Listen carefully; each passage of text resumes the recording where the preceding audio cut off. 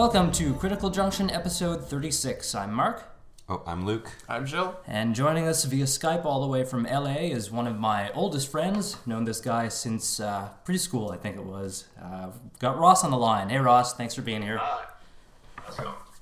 Alright, so on March 24th, 2018, hundreds of thousands of people from across the United States and in several cities around the world took part in the March for Our Lives, a student-led demonstration in support of tighter gun control in the wake of the mass shooting that took place at Marjory Stoneman Douglas High School in Parkland, Florida. In Washington, Emma Gonzalez, a survivor of the attack and one of the strongest voices in favor of gun control, called upon people to, quote, fight for your lives before it's someone else's job, end quote.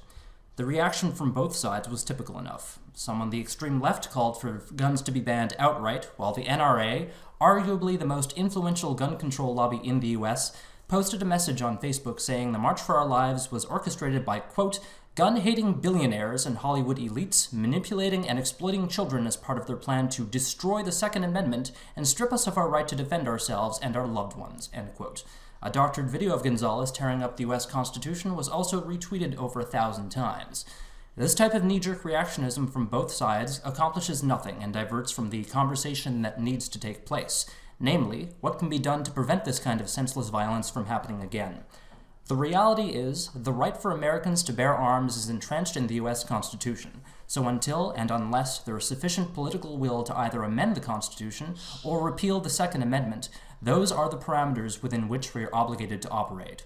So, what can be done to safeguard people from gun violence without infringing upon that right? What can be done to address the root causes behind these types of mass shootings? If we accept the definition of morality as that which promotes the well-being of conscious creatures, the ongoing failure to address the cause of gun violence in the U.S., and allowing mass shootings like those that took place in Parkland or Sandy Hook or Columbine to continue, constitutes an immoral act. The conversation that needs to be had must address the actual issue, not merely one of the symptoms. Gun violence in the United States, and indeed here at home in Canada, is symptomatic of a deeper underlying problem that involves, among others, poverty and mental health. So, is gun legislation the solution? Ross, let's hear from you first.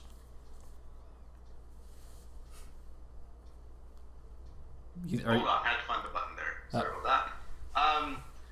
Yeah, I think that it seems to me relatively clear, and I hope that I can convince some of you guys of the same, that legislation as a whole has been largely ineffective everywhere that it's been implemented. When you say everywhere, do you mean everywhere, or everywhere in the States, or? So, one of the problems with the, sorry, I don't want to, I tend to go off on tangents, feel free to reel me in. No, that's fine. One of the problems I think happens with in this particular debate, but in a lot of other sort of societal debates that are happening these days, is that the language and the sort of common bar of understanding gets very blurry. So when I say in all places, I'm referring mostly to G7 countries, right? So countries of comparable socioeconomic demographics as Canada, United States. Specifically, the data that I sort of am more familiar with and have researched, I'd be speaking about Australia, the UK, Canada, and the US, sort of when I say those countries. But writ large, you can apply the same thing to almost any country. Like, factually speaking, Jamaica has incredibly strict gun control, but one of the highest murder rates in the world. So, like, you can't just blanket. Sorry, now I'm going off on a little ramble there, but there are, yes, universally, legislation is ineffective towards reducing homicides, suicides, and other forms of violence. That's what I'd go with. Okay. And what about like Japan, where there's basically a full-out ban on guns, and of course. Murder rates are much lower there. Yeah, so in the situation like Japan, where you're right, there's a complete ban on civilian ownership of firearms to the point where their Olympic shooting teams fire with airsoft. Like, that's what they train with, or they fly to Korea to go shoot. So, that's absolutely right. There's incredibly strict gun control in Japan, and there's not a lot of gun murders in Japan. That's true. There's not a lot. There's fewer murders per capita in Japan, also. Yeah. Not just gun murders. Yeah, they're absolutely. But I think that, we can all sort of agree that Japan may be an outlier in most discussions, let alone discussions about gun control. Is Australia also an outlier? Because there's also fewer murders there per capita. So, like, it's like at first. I don't want to come out super strong because I'm no expert on this or anything like that. So I'm just trying to work through the arguments here, and it just seems like there are more than one argument that kind of contradicts the notion that higher gun control, the basic notion that you were advancing, that higher gun control leads to more death or something like that. No, that's not what I said at all. Okay. You said you used the example of Jamaica, saying that they have strong gun control, but they have more murders there than. Yeah, the causation does not equal causality. Right. Like, I'm not saying that because they have strict gun control laws that they have higher murder rates. Okay. That would be absurd of me to say. Okay. I'm just pointing out that there are countries with incredibly stringent restrictions that still have incredibly high levels of gun violence, right? Mm-hmm. So Ross, the issue that happens, right, is there's no apples and oranges in this that we can compare in this basket, right? Japan has its own sort of history. Okay, we're recovering from a technical issue, but everything seems to be good now. I think you guys were just, before things cut off, talking about Japan being an outlier and samurai killing everyone who had a gun and such. Yeah, I think, so what I was just saying was that, I mean, Japan is an outlier in every conversation about every topic. Doesn't matter what you want to talk about. Japan is an outlier, and there's all kinds of reasons why. And obviously homicides as well and gun violence. They have incredibly stringent laws, and they have a history as to why their laws are stringent, right? The samurais and firearms and feudalism and balances of power and all of those fun things. Australia has a sort of interesting potential as a case in terms of how effective has gun control been. And so then what I was going to get into was sort of just the idea of measuring the effectiveness of gun control. But even more than that is I feel like when we're talking about gun control, we've already hurdled 5 or 6 other jumps. Like we've already jumped over a whole bunch of assumptions there baked in before we even start talking about gun control. About, is there a fundamental right to self-defense? Is there a fundamental right to firearms ownership? It's ironic because and what does control look like? What do you mean when you say control? Yeah, there's a lot of granularity there. Yeah. Yeah, well, I think an argument can definitely be made about the right to self-defense being intrinsic to all humans, right? And that's something that needs to be kept in mind when we're having this conversation. But like I said during the introduction, assuming that there is no political will to either amend the U.S. Constitution or repeal the Second Amendment, the parameters that we have to operate within are that the right to bear arms is entrenched in the U.S. Constitution, right? So that alone kind of prevents any type of gun control legislation from realistically being implemented unless you infringe upon that right. So I think the discussion really needs to be about what are the causes and what do we do to address those? Because until we address that underlying problem, banning guns will not be a solution because any kind of prohibition will yield a black market and people will find a way to get their hands on these weapons. And I find this whole angle super spurious to me. Why is that? So this is like the idea that if you outlaw guns and only outlaws have guns, but by extension, like if you outlaw heroin, then only criminals will have heroin, and if you is that not factually accurate? Pardon me? Is that not factually accurate? that only outlaws have heroin? Sure, but is this what I'm getting at? Is that would you actually use this argument to say that heroin should be legal? I mean, yes. Okay. Shouldn't it? Is there another discussion? So I was. This is another discussion. This is another discussion for sure. I think there is a good argument for saying that drugs in general can be completely legalized, but I'm just trying to come up with any example of anything that's illegal or prohibited. Like if anthrax is outlawed, then only outlaws have anthrax. I mean, does that mean we want to legalize anthrax? Well, I think you're focusing on you know what I mean? Like I think you're focusing on the wrong aspect of my argument. Like the underlying causes still need to be addressed, right? And unless that happens, it'll still continue to be a problem. Sure, but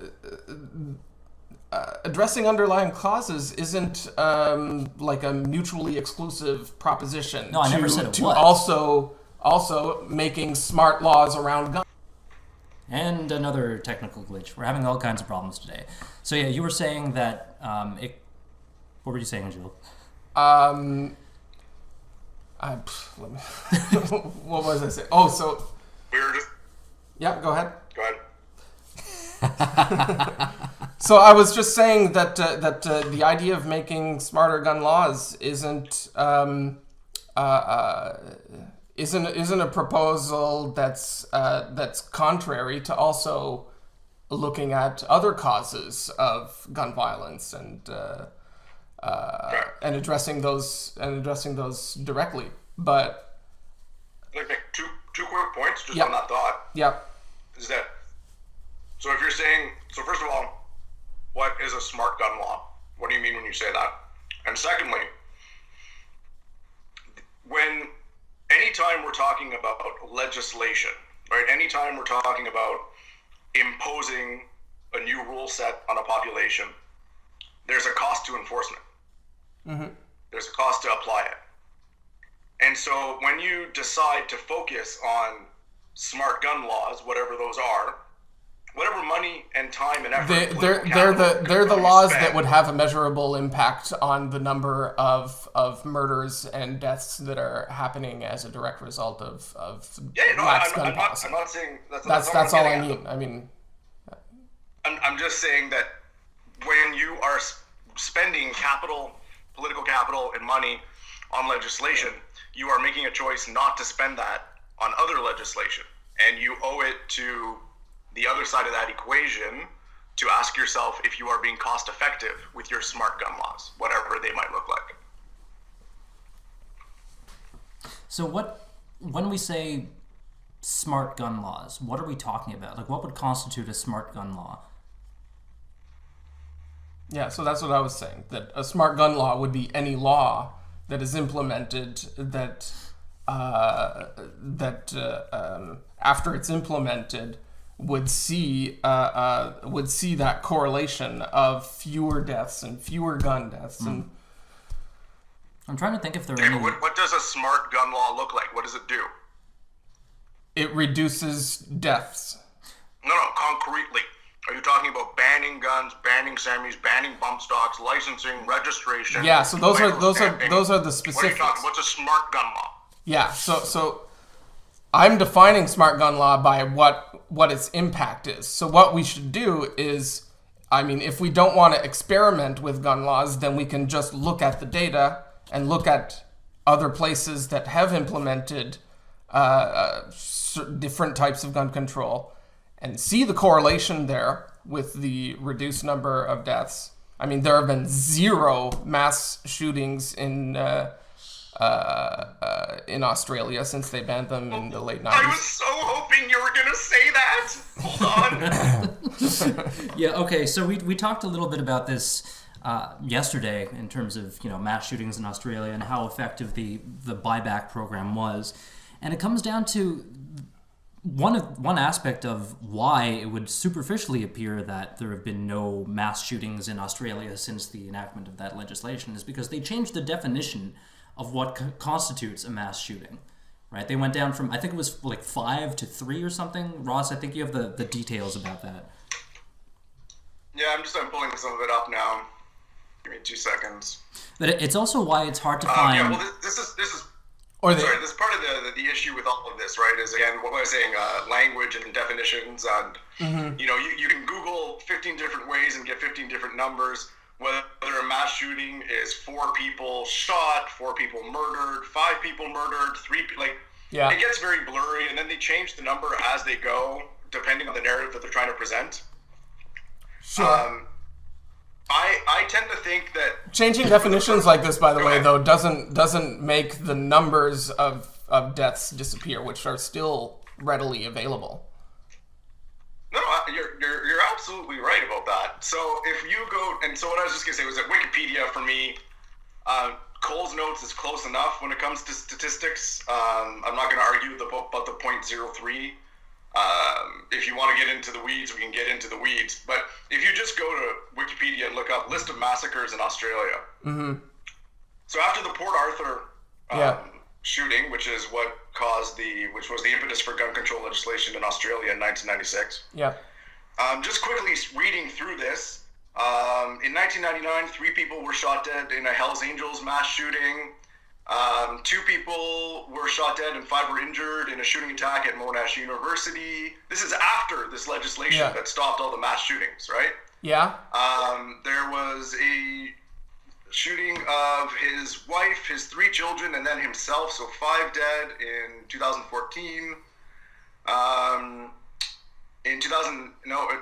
That was a stabbing attack that killed 8 people. Sorry, that's not the same thing. Then there was the siege. Yeah, imagine if he had a gun. In 2015. So again, I'm not saying that there aren't less, right? Because we could read a complete list in about 30 seconds. Yeah. There's obviously less than the United States or wherever else. That's not the point. The point is that language has been warped to such a degree that you just told me there were no mass shootings in Australia after legislation was implemented. Yeah, that's fair. Yeah, so I definitely overstated the case. Right, but it's not about your overstatement, because this is the way it's widely reported. Mm-hmm. Right, this is the problem, right? It's not that you're overstating it. Yeah. And I don't want to be the guy who splits hairs and is like, there were 2 shootings and one of them had 4 injured people and the other one had 5 dead people, so there's still mass shootings, right? That's not the point I'm trying to make. Still counts. But it's that when you try, we talk about having a smart gun law, or about making legislation that works and having a conversation. Yeah. And you can't have a real conversation because it's already twisted around. Right now, if you just Google gun control in Australia, you'll get a ton of recent hits because of Marjory Stoneman Douglas, right? Mm-hmm. There's a ton of recent hits, and they're all like, we should be looking at the Australian model. There's been no mass shootings. Yeah. Right? It's intellectually dishonest would be the nice way of putting it. The changing of definitions and redefining what constitutes a mass shooting is also why I had a lot of difficulty finding actual statistics about how many there have been in the U.S. alone in the past decade, for example, just because of the FBI changing what constitutes a mass shooting between, I can't remember the years exactly, but they changed the number. So if you're going to have a statistic about how many mass shootings there have been, you have to have consistent definitions about what it is you're looking at. Otherwise, it skews all the data, and you end up in a situation where you can't have that conversation because you don't know what you're talking about anymore. Well, it may very well be possible that in terms of the data and so many underlying factors, we can't really present anything that's a concrete fact about any place. Every place has a different mental framework that it's dealing with and coming from, a different history. The only thing you can say with any degree of concreteness is that people are getting shot and there's a reason for it, and we need to talk about that. Right? So this is where I would say, if you don't mind, Mark, pulling up the Excel document that I dropped in the folder. The Excel document. Yeah, okay. Still recording? Are we still recording? I think so. We are still recording. All right, excellent. Confirmed, and we have an Excel document. Okay, so this is intentional homicide rate from 1970 to 2014, and so this is intentional homicide, right? And I'm going to go out here and go out on a limb and say that it doesn't really matter how you died, if somebody killed you, you got died, right? Yeah. You got deaded. You got died. You got deaded. Yeah. Like, you got dead. So, like Mark was saying, stats are kind of massagey at best, so I'm not going to get into, like, a specific number here or there unless, again, if you have data that shows that something here is fundamentally... What counts? Like, are you safer or less safe? Like, that's not my point. What I'm trying to get at, if you look at the chart, just really quickly, right? Yeah. In the 70s, the U.S. had a homicide rate per 100,000 of between 8 and 10, right, for about 30 years. While the UK, Canada, and the U.S. had a homicide rate around 2.5 to 1 to 2, right? 4 times bigger. You go fast forward to 2010, after 18 years of gun control legislation in Canada, the UK, and Australia, the homicide rate is still large. It went from 2 per 100,000 to 1 per 100,000. So where did you get this? Where did you get these numbers, by the way? The referencing on the numbers are at the bottom there. Okay. What happened? There's one reference. Where did the numbers go with the states after the 70s? Oh, I see. Okay. Go ahead. Sorry. So okay. And then now the per 100,000 intentional homicide rate in the United States is around 4.5, 5. Right? So their rate has gone down by half, at least. And the rate in the other countries has not significantly changed. Wait, didn't you just say that they also got halved from 2 to 1? Yes. Okay. But I think we can all agree that a numerical difference of 1 is not the same as a numerical difference of 6 per 100,000. Sure, but we're talking about per 100. But there's still an issue of, like... We're talking statistical, not like arithmetic here. Yes. Well, and again, this is part of the issue, right? Is that it's a numbers game, and numbers games are very manipulatable. Sure.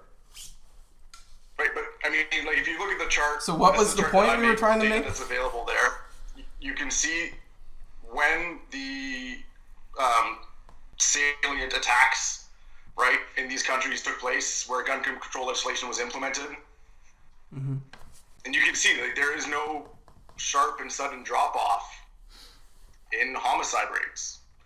You can see the U.S. has a sharp and sudden drop-off, and they implemented no gun control legislation. Obviously, that's not because they didn't implement gun control. But the fact of the matter is that there were other factors at play, and their rate has been halved. They're like, the argument that it's the number of guns or the violence or the this or the that is nonsensical, because the number of guns in the United States, the number of scary guns with attachments and stocks and bump stock have just been going up more and more and more and more. But the U.S. homicide rate keeps declining and declining and declining. Mm-hmm. So yes, there is an argument there about guns causing gun deaths. I mean, that's a tautology. Yeah, it is what it is. And I can't, like, there's obviously something about... But also... the lethal potential of a firearm versus something else. Right. But there are a lot of other things in the world that can kill just as many people in one go. Like fertilizer and diesel and trucks. So non-weapon things, right. No, not non-weapon things. He's talking about bombs. Building bombs from non-weapons. The point is that, fertilizer and diesel is a non-weapon thing until you mix it together and put it in a van. Yeah. Right. Right? Like, so, yes, we need to have these conversations. Yes, we need to care, but we also need to, like, keep some of the scope of all of this in mind. We need to, remember that gun deaths, no matter how tragic and terrible they are still a very small number of the causes of death of most people. Yeah. The number of mass shootings, the number of school attacks are even smaller than that. Mm-hmm. There are a lot of other things in the world to talk about, and the homicide rate has not significantly changed in any of the Western countries in the last 40 years. Sure, but you realize we're talking about even though homicide rates have fallen in the States by half, they're still 4 times higher than the other example. Yes, right, and so there are huge reasons of inequality as to why that is. Sure. There's all kinds of reasons, but one one isolatable difference that exists in the U.S. that the other countries don't share is the gun policy, right? Yeah, that is one measurable difference between the two legal systems. Yes. Sure. So is it not reasonable to consider it a factor that can also be addressed directly, just as much as poverty, inequality, mental health? Of course it is. Yeah, but like So the thing that bugs me isn't the thing that bugs me is the idea that any attempt to go at gun policy directly by implementing any type of gun legislation, there seems to be a real push to invalidate any attempt to do that. You always have to. Of course, there is. People always have to pivot and go to some other cause. Don't you dare talk about directly addressing gun policy. You have to talk about mental health. You have to talk about poverty. You have to talk that's what bugs me. That's what bugs me about the. Excellent. What? You do have to talk about mental health. You do have to talk about poverty. No, my argument. Are you being deliberately dishonest here? I don't think you intend to be deliberately dishonest here. My argument just now was that if you want to address all of those problems, you can't. You have to only address the problems other than direct gun policy. That's my argument. You know it is. Okay, so I think like if we're gonna have a conversation about gun control, that conversation cannot happen in a vacuum. It does need to take those other things into consideration. But absolutely, I'm not arguing that. Yeah, what you're saying, I think, is like if you can't just have the mental health or the poverty conversation to the exclusion of the gun control discussion. Like all these things, if we're going to enact some type of legislation, all of these things have to be considered together as part of one solution. Is that fair? Okay, so there's two arguments I'd like to just bring up with regards to that assertion. So yeah, no, I'm just giving you a hard time about talking about the other things. You're right. It's like snake oil salesmen, right, who just deflect everything. You're 100% right. Especially the NRA, like that is their bread and butter. That is what they do.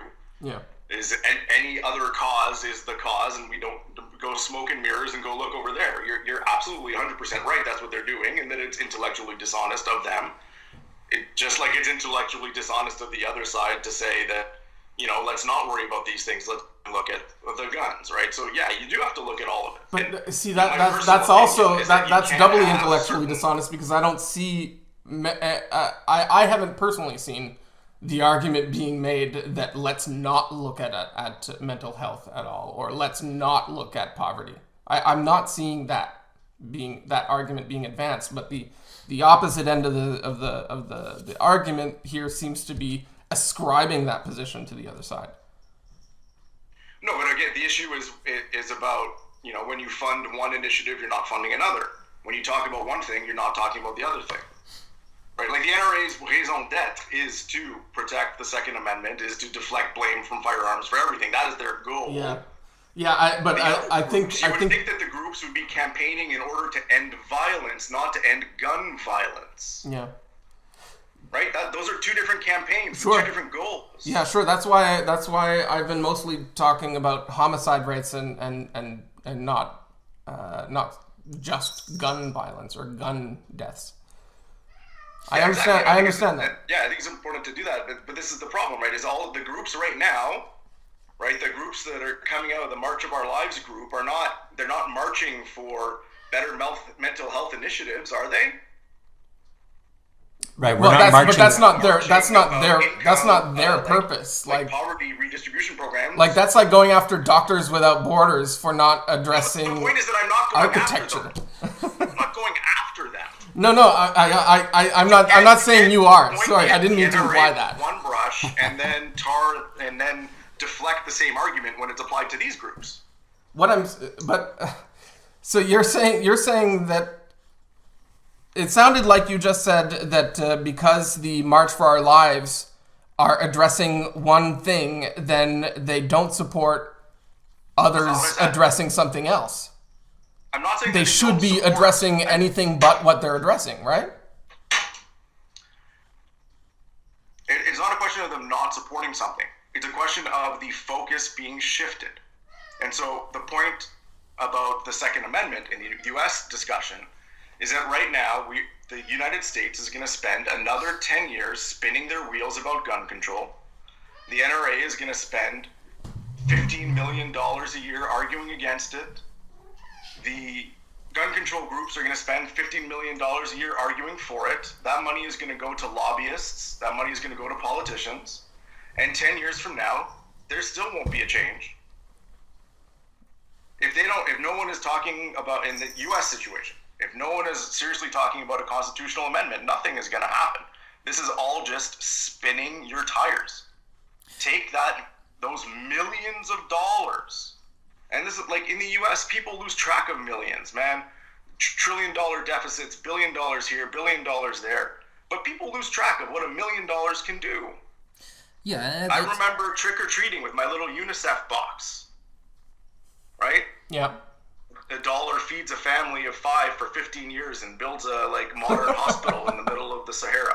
Yeah, it's like what I was saying during the introduction. Unless there's the political will to either repeal the Second Amendment or amend the Constitution, the rules of the game are that people have the right to bear arms in the U.S. Right? No, that's also. That seems to also overstate it. That seems like it's casting it as an all or nothing thing. But I don't think fundamentally, though, that is what it's about. It's like Americans have that intrinsic right, and anything. What do you mean intrinsic right? Their right to bear arms is protected, so the government cannot infringe. Yeah, but none of the rights in the Constitution are absolute. Well, that's like you have a right to free speech, but you don't have a right to defamation. Yeah, but like that. Yeah, like you don't have a right to murder someone. But you have a right to own a gun. Yeah. The action versus the object, not the same thing. Yeah, so Americans have the right to own a gun, and therefore, according to the way that it's phrased in the Bill of Rights, the government cannot legislate against it. Fundamentally, that's what that means. So unless there's that will to change that fact... No. So I mean... The argument you just made is rhetorically compelling, but it's not true that that the Second Amendment prevents you from being able to legislate guns, right? Like you're not going to argue that any more than Mark you are, right? Or well, what? Like the Second Amendment doesn't prevent you. There can be legislation. Yeah, there you go. There you go. Say, that's all I'm saying. You can't defame. You can't show fire in a movie theater. There's things you can't do. Mm-hmm. So you can have some type of rules about guns, right? About what you have to do to own a gun. Yes, but the government can't take them away from you. Yeah, you can have rules about what you can do with your guns, but your right to own one cannot be. But you can also have rules about how to get a gun. Or about what kind of gun you can get. Yeah, right? They do. I just don't want to pretend that you can't have those kinds of rules and that you can only have rules about how you use a gun. The thing is, again, there's a difference between the rest of the world and the United States. In the U.S., the courts have ruled over and over and over. And the rulings consistently show that the U.S. is as far as they're going to get in this discussion. Right? Like D.C. had a ban on handguns that was overturned with Heller. Like, you can't, they've hit the wall of what they can do in terms of legislating into that right, because they already have, and this is the argument. Yeah, municipal and state gun bans are ridiculous. I totally agree with that, because you can't make a specific gun policy for a place that's completely not controlled in terms of what comes in and out of that place. So with a national gun policy, we have border control.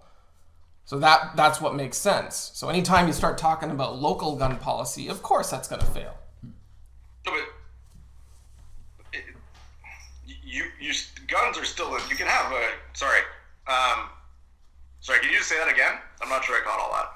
I was just thinking about the example of that you brought up of Washington, and how I like.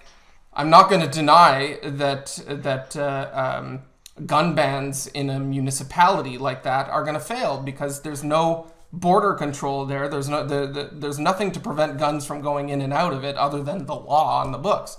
The local law on the books. But if you have a national gun policy, you do have border control. So but what was happening in Washington, it wasn't about like whether there were guns coming in or not. It was that if you had a gun in Washington D.C., you had to keep it disassembled in your house.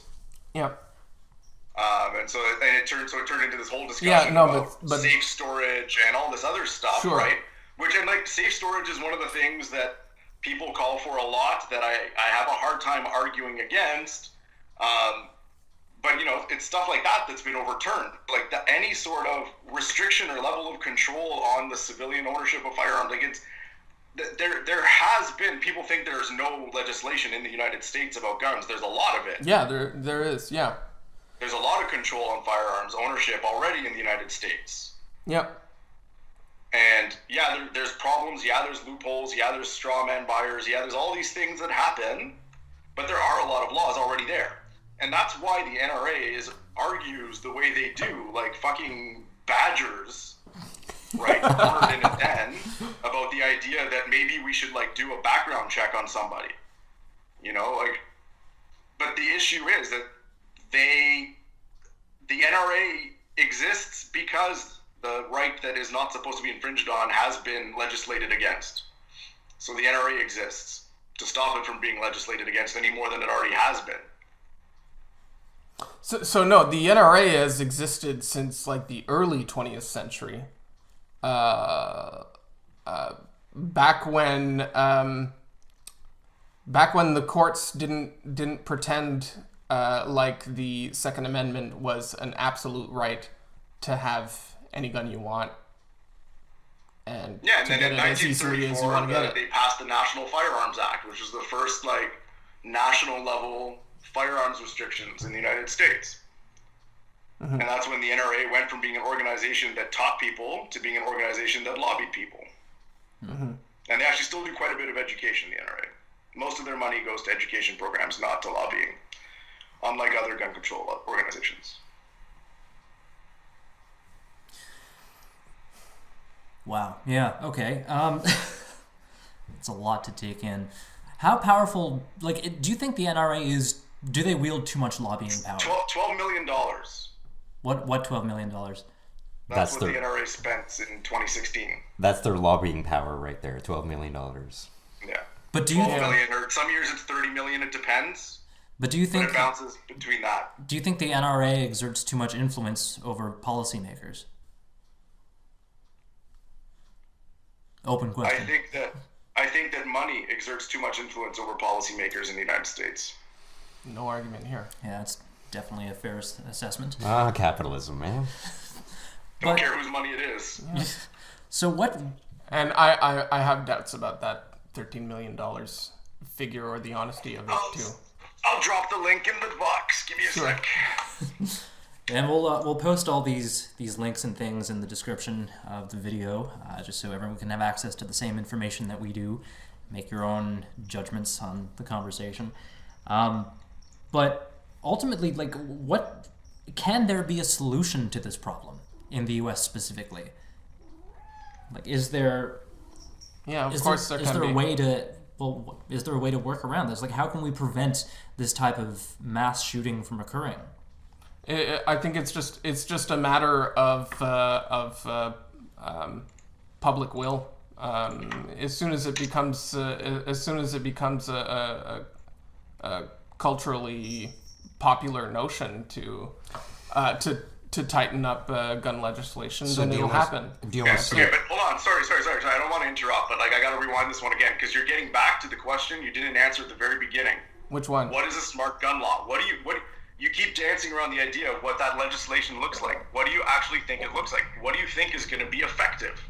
Like, are you asking what would be part of that legislation? Like, what would be the specifics of a smart gun law? Yeah, like, well, are you talking about magazine bans or semi-automatic bans or bump stock bans or handgun bans or like, what are you talking about here? Yeah, so I am.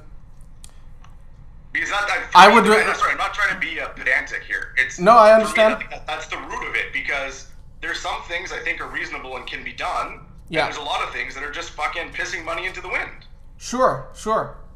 So I would prefer to do the things that can be done. And I don't particularly have a dog in this fight in terms of which legislation I want to see happen. I just want to see maybe looking at places where gun control does seem to have a measurable effect on where gun policy does seem to have a measurable effect on homicide rates, and take a look at what those laws, each of those laws, and see which ones might be implementable in the states. I don't know. None of them are. That's the problem. What's that? But none of them are. That's the problem. None of them. None of them are. Specifically, are you talking about licensing? Are you talking about bans? Like, sure, what specifically is it? Because none of them can work in the U.S. Well, I heard on Joe Rogan's podcast, they were talking about gun legislation and specifically licensing, and they were. I've seen this argument made a couple of times, but they're comparing different levels of license that you can have to operate a vehicle, and maybe implementing something similar to that, where at the very base level you're allowed to own a handgun or whatever. Perfect. In the Canadian system, right? Yeah. So you have 3 classes of firearms. You have prohibited, restricted, and non-restricted. Prohibited are the ones they banned in '78. That if you didn't have one then, you don't get anymore. So all kinds of different guns, and then a few new ones that they banned in '96 because they look scary. If you don't have a prohibited license, you're never going to get one. You're never going to have those guns. Yeah, so like that type of tiered licensing system, would that be something that could potentially work in the U.S.? So, what do you think that conversation would look like in the U.S.? You'd have one side that says, here's a standard that we can all agree on. You need to go out and get licensed. Mm-hmm. So the NRA is obviously going to do their thing where you're infringing on our right by making us fill out a piece of paper. And then who's going to be the next person in line to argue that this is infringing on rights? So yeah, then that's why I keep coming back to this, there needs to be political will to either change the Constitution or repeal that amendment, because that seems to be the wall that's preventing anything from happening. It's like it keeps coming back to that you're infringing on our right to bear arms, unless another alternative would be for the NRA to maybe just give a couple of inches and allow something to go through, something like that tiered licensing system. If they so the point I was trying to make, that I'm trying to be a little too obtuse because I don't actually want to have to say it out loud, but I don't want to be the one that says it out loud. Say it out loud. Say it out loud. You got it. So, it'll be the same conversation that happens when we say we need ID to go vote. How so? How do you figure? Right, because why isn't it the same conversation that we have? Asking someone to go to a central location and get their picture taken and filling out a form is discriminatory. And the ACLU has argued this before, and will be the first ones in line to argue it again. Yeah, this is a new one to me. Would be discriminatory. Requiring what is vehicle licensing and driver's licenses and that kind of legislation, is that discriminatory in some way? Yes, that's why in California they have a special permit that they can give you if you can't get a driver's license. They give you this other permit so you can still have a piece of paper that says you're allowed to be on the road. Well, fuck, man. Like, if if they're gonna be, if that's the attitude that's gonna be prevailing in this conversation, among God knows which parties or whatever, then nothing is gonna happen, right? Like, people have to give something in order for this type of thing to stop. Well, I think this is one of the main points that Ross is making, is that it really is just blowing a bunch of cash that does nothing.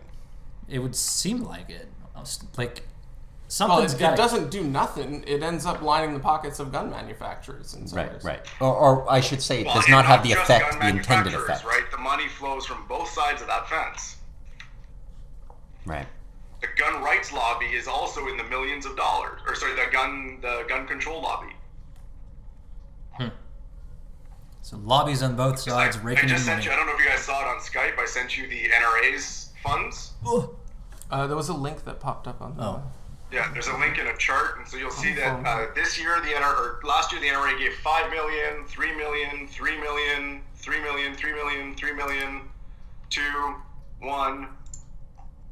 So and now I'm talking about lobbying, right? I'm not talking about funds raised. I'm talking specifically registered lobbying, because that's the way you implement legislative change. Right. And then if you look at, for example, the Everytown for Gun Safety, which came out of the Sandy Hook shooting, was a million.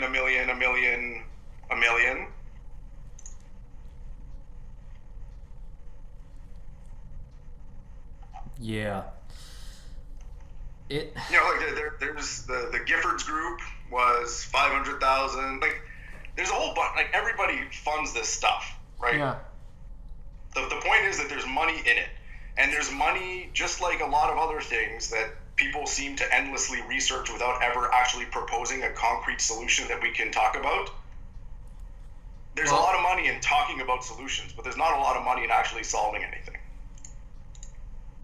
So what kind of solutions are there at this point? Specifically, again, with reference to the U.S., like what can be done now? Let's say, supposing... But about what specifically? About homicide, about mass shootings, about school shootings, about gun deaths, about what specifically? All of that. It's such a multifaceted problem, and all of it needs to be addressed, right? Like it's so symptomatic of a really deep problem within U.S. culture, or American culture specifically. Right, there's like disenfranchisement and poverty and mental health, and all of these things contribute to people fucking getting shot, right? Or stabbed or whatever, or any number of possible outcomes. And unless something is done to address these things, Yeah, and that's a fair point. But then, this is where, I hate being the guy that says that there's like a cost-benefit analysis here, but there is. Right? You look at CDC numbers on mortality in 2013 in the United States, there are about 2.5 million deaths from all causes. 600,000 from heart disease, 600,000 from cancer, 200,000 from chronic respiratory disease, accidents 130,000, stroke 130,000, Alzheimer's 85,000, diabetes 75,000, pneumonia 56,000, kidney failure 47,000, poisoning 48,000. Suicide of all kinds, 41,000. Drug overdoses, 43,000. Death by motor vehicle, 33,000. Suicide Guns, also happens to make up... 33,000. Of that 33,000, 21,000 were suicide. So, accidents, homicide, and murder were 12,000 people. Yeah. Suicides make up, I think, 3/4 of the deaths in the United States in 2013. What are you going to spend your money on? Do you want to... 75,000 people died of diabetes. They died because they ate too much fucking McDonald's. Well, as a government that has a multitude of mandates, maybe you chew gum and walk at the same time. But the problem is that resources are limited. Funds are limited. You cannot do everything. Yeah, you but have that's to not... evaluate effectiveness. You have to take intelligent decisions. Yes, okay. Funds are limited, but that's not an argument ender. Funds are limited, but you still make choices in terms of how to distribute those funds. You said it yourself, there's tons of money and waste that's happening in the government. What's that? That's not what I said. Government works very well. No, you said that you said there was tons of. I said that the money and that it's money, and all of this money goes to lobbying, right? And that's the waste is not the way. Well, I mean, there is waste in government, obviously, but the waste here is the money that goes to lobbying, right? That's why the U.S. had $1 billion election last time, because you can just buy things. But I mean, politicians. like just for example, like the money being sunk into war, like the money that was lost in Iraq, money that's lost to contractors every day, where they charge fucking 600% for couldn't agree more. you know, like those are choices being made, and in some cases, like with the contracting and stuff, like that's an amount of money that overshadows by orders of magnitude any amount of money that you could conceive of to start working on gun legislation, like implementing licensing or yeah, you're right. you know what I mean? That's sort of my point, isn't it? Is that there's a lot bigger priorities than the unfortunate, very small number of people that get shot in the United States. It's Yeah, a lot no. of people. It's What a I'm terrifying saying number. is I mean, that don't get me wrong. what I'm saying Yeah, is that like, this shit happens is fucking terrifying. But in the greater scheme of things, it is not a big, like, it is a small portion of all the things that could kill you. yes, but it seems to have a much bigger effect. Seems. No, not just seems. I mean, we're seeing measurable differences in culture and in society, right? Like kids are going through metal detectors and shit at school, and there's like I lost my train. Sorry. No, I can't disagree with you that just from a I'm a parent. I have two kids. Yeah. My daughter was 5 years old, and her preschool, they had to lock it down because there was someone outside. Mm-hmm. And so they didn't know if he was armed or not, and they did a whole fucking drill for it. Like, it's terrifying, right? But kids going through metal detectors in schools, I'm assuming that we're all sort of in the same But I mean, when age demographic. Like, we saw that in schools in the 80s. what did we see in schools in the 80s? Metal detectors. Not in schools in Canada, but we saw it on TV. I remember seeing that on TV about schools in New York and, like, inner city schools where there was a lot of violence. When did This we is not start a seeing new mass problem. shootings at schools, though? We didn't see those in the 80s. Sure we did. Did we?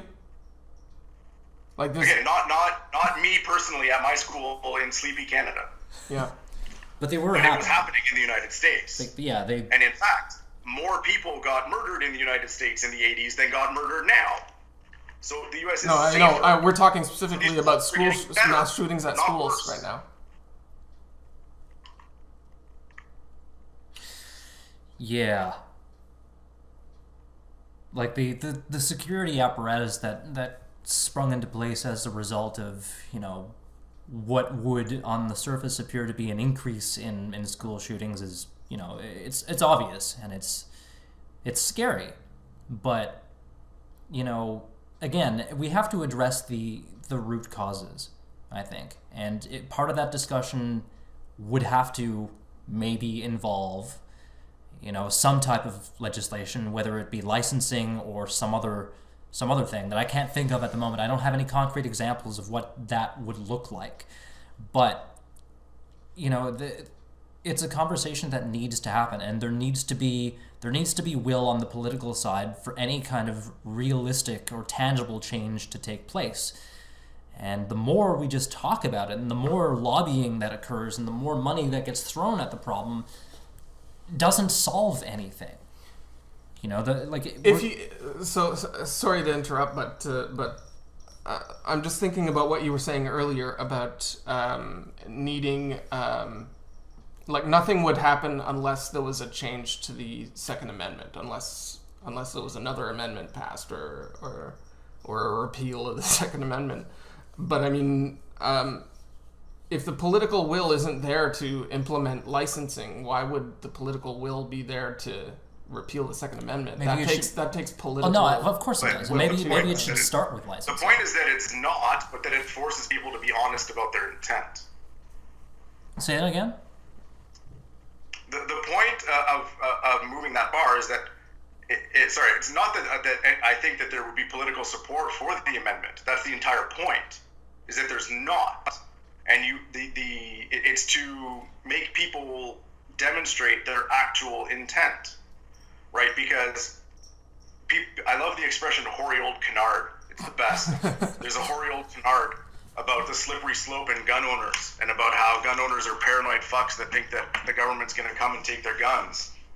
Except that's exactly what happened in the UK, and that's exactly what happened in Australia, and that's exactly what happens in Canada, where people's property is confiscated. Property that was purchased legally is now confiscated without compensation. Wasn't it a buyback in Australia? It was a buyback. There was a buyback, but the buyback was in no way compensated for the cost of the actual firearms. It was a bullshit buyback. And if you did not buy back, then they took.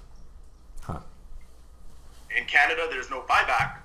What happens is when the government decides that a new sort of gun is banned because they decided it should be banned, they just come to your house and take it because they have your address. And I'm not kidding. Right now, the RCMP has just reclassified 2 different rifles. They're scary-looking rifles. They definitely are. But they're just rifles that shoot bullets. And the people that have them will have to turn them in.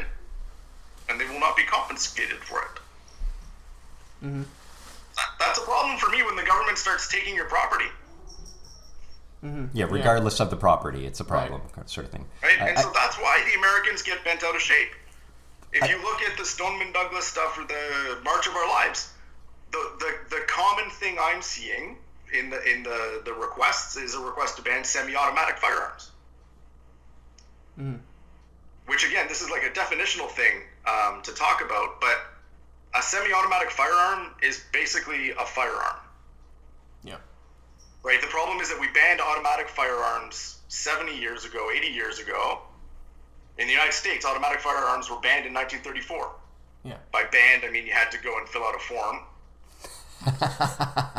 But, you know, notionally for the United States, they were banned in 1934.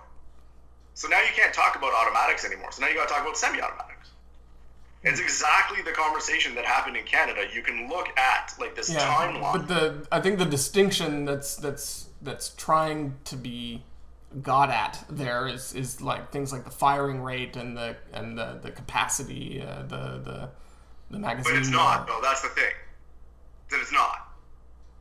Because this is where isn't the thing that so how much? Not to be dickish. How much experience do you have personally with firearms? Oh, 0. Okay. So there's a huge education gap with the people that think they know a lot about guns and the people on the other side that think they know a lot about guns.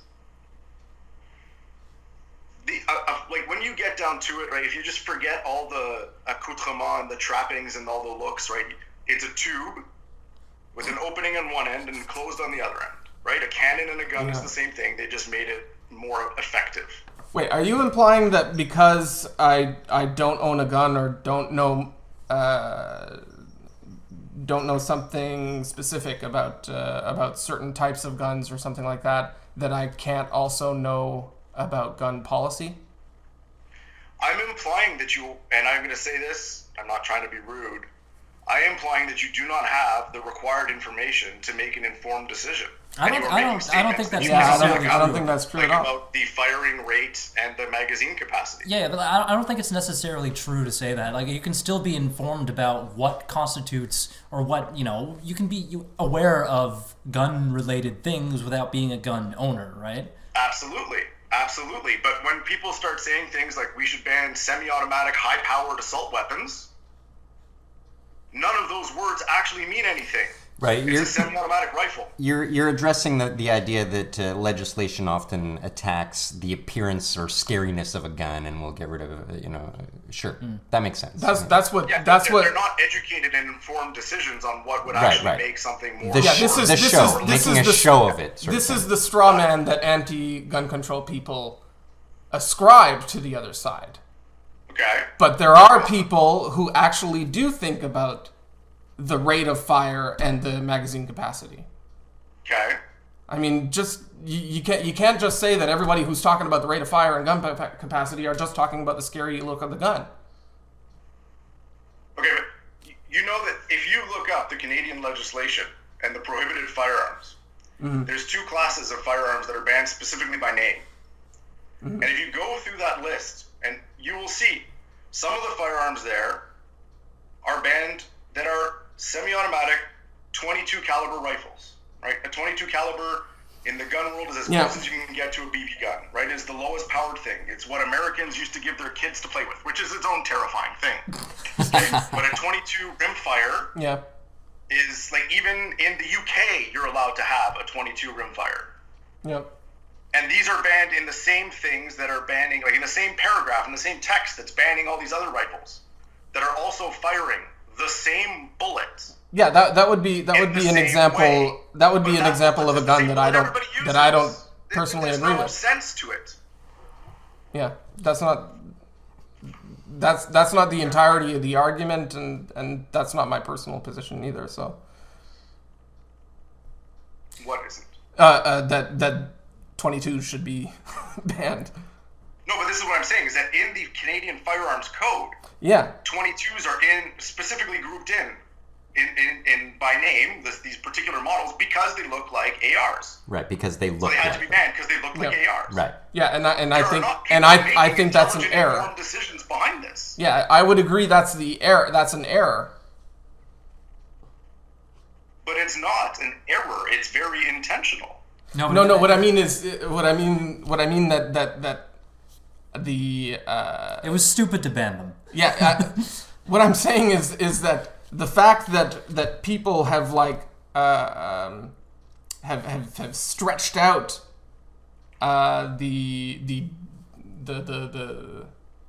stretched out how far bans go or whatever using unclear language, that doesn't invalidate the idea of banning a certain of banning certain firearms that have a certain capacity or something like that. No, and this is where like I feel like reasonable people could have a reasonable discussion, but the problem is that people are not reasonable, right? And the NRA has been turned into a bunch of rabid slathering monkeys, because if they don't act like that, 22s that look like AR-15s are going to get banned.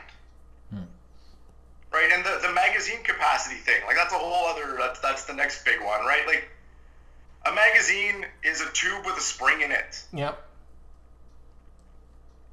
There's no high capacity magazine, low capacity like. Yeah. They're magazines that contain bullets. Yeah, I get that. And instead of having a discussion about how to solve the problems of inequality in the United States, we're going to spend the next 10 years arguing about how long your magazine is allowed to be. Pretty sure we're going to do both. All right, so... Highly unlikely, based on past evidence. We're just over an hour now, so I think we should probably think about wrapping it up. Mostly also because I'm a giant egomaniac and haven't had a lot of time to talk about much today, so I'm wrapping it. Final thoughts. Let's start. Luke, we haven't heard much from you, so what do you think? Well, I guess I can't help but feel that any sort of legislation towards gun control it can be nothing more than really symbolic of attempting to do something, whereas it doesn't really do anything to alleviate any ill will towards others, which is possibly the root cause of people murdering each other and things like that. I mean, it's always a deeper issue, and any sort of gun control is, to me, nothing more than symbolic of attempts to try and be better people, I guess, right? But the issue is we're not actually working on being better people. We're just trying to lay down some laws and hope that does something, Yeah. Jill, what about you? I don't know. I think ultimately... I liked the tone of this discussion that we had today, for the most part. I mean, I hope I didn't. I hope I didn't insult you. Oh God, no, man! I have thick skin. Don't you worry about me. Okay. Yeah. I just think that maybe we just need to be more aware of a lot of the spin and kind of fallacies that are being thrown, I guess, from both sides.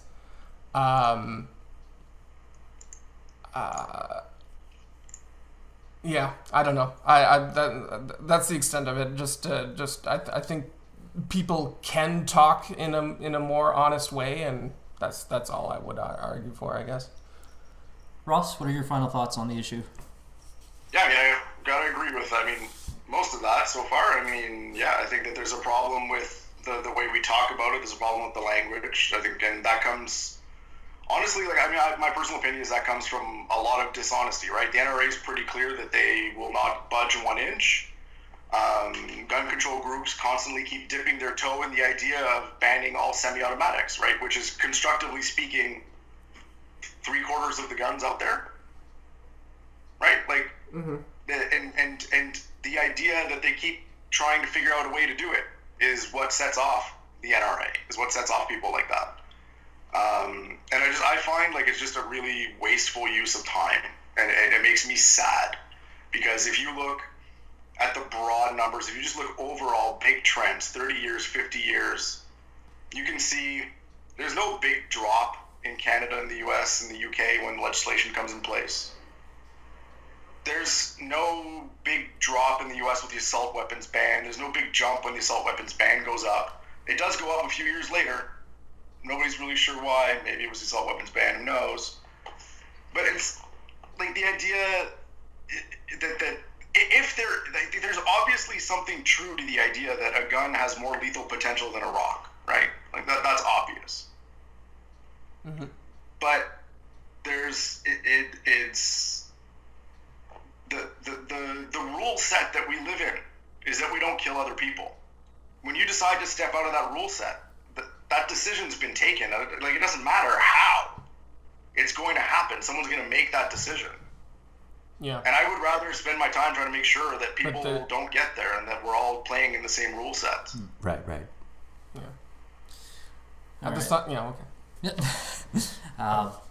Yeah, I would agree with the majority of that as well. Like I said at the top of the show and peppered throughout the rest of the discussion, I think we also need to be definitely addressing the root causes of what compels somebody to go out and pick up a gun and kill a bunch of kids in a school. Like that obviously needs to be part of the conversation. And just saying we should outright ban guns doesn't address that issue. Like if we're going to have that conversation, it needs to be part of a broader discussion about everything. We need to talk about mental health. We need to talk about poverty. We need to talk about inequality. We need to talk about all of these things. If we don't, people die. That's where it ends. Well, people are going to die anyways. Well, no. Will they be killed is the other. If we don't address the problem, people will continue to die. Sure. Like, I hate to be that guy, but that's the reality of the situation. Like, we need to talk about this, and we need to do something about it. Yeah, like, you can pull it all the way, like strip out the whole idea of like even talking about violence writ large, homicide, inequality, any of that stuff. Just go pick something, like malaria. Just start feeding people anti-malarials, and you can save 455,000 people a year. And it'll cost a hell of a lot less than whatever you're wasting on gun control. Right? Like, you have to have that sort of moral discussion, right? Like, there are other things in this world that are very preventable. You got to get your priorities straight. You got to figure out what you're aiming for here. No pun intended.